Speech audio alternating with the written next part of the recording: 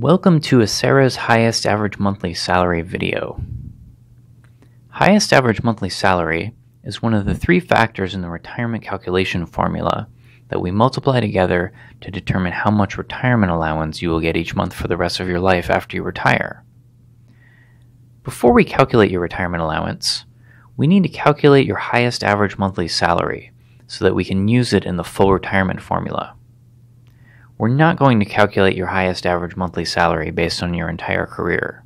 Instead, we're going to find your period of highest pay during any time in your career and determine what you made on average per month during that period of highest pay, which we call your final compensation period. So how do we determine your final compensation period? We're going to find your highest consecutive pay periods in our database. If you're in Tier 1, or Tier 3, we're going to find your highest 26 biweekly or 12 monthly pay periods, depending on how you're paid. If you're in Tier 2 or Tier 4, we're going to find your highest 78 biweekly or 36 monthly pay periods. So essentially, if you're in Tier 1 or Tier 3, your final compensation period is your highest full-time or equivalent year of pay. If you're in Tier 2 or Tier 4, your final compensation period is your highest full-time or equivalent 3 years of pay. So we look at the total amount of pay you made during your final compensation period. And since we need your average monthly pay during this time, we'll divide this total pay by 12 months if you're in Tiers 1 or 3, or by 36 months if you're in Tiers 2 or 4.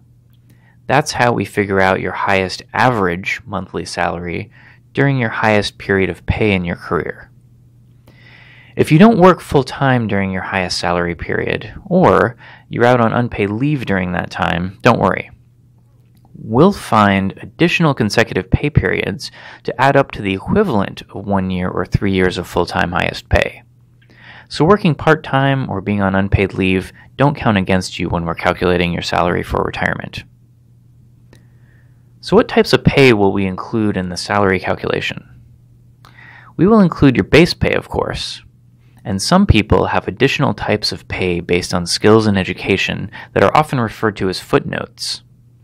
To see if your additional types of pay are included in the salary calculation, visit www.acera.org/paycodes and click on the PDF for your employer. You can find your pay code listed by number or by name, and it will say yes or no whether it's in or out of the calculation. One thing you'll note on the pay code lists is overtime never counts for the salary calculation.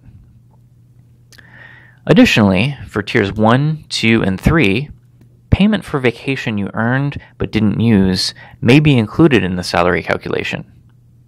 You can get paid for your unused vacation in two ways. The first is by selling it to your employer while you're still employed, which is called vacation sale or vacation sell. The second is by simply having vacation left over on the books when you stop working and or retire. You'll get paid for it at that time, and that's called vacation payoff or vacation cash out.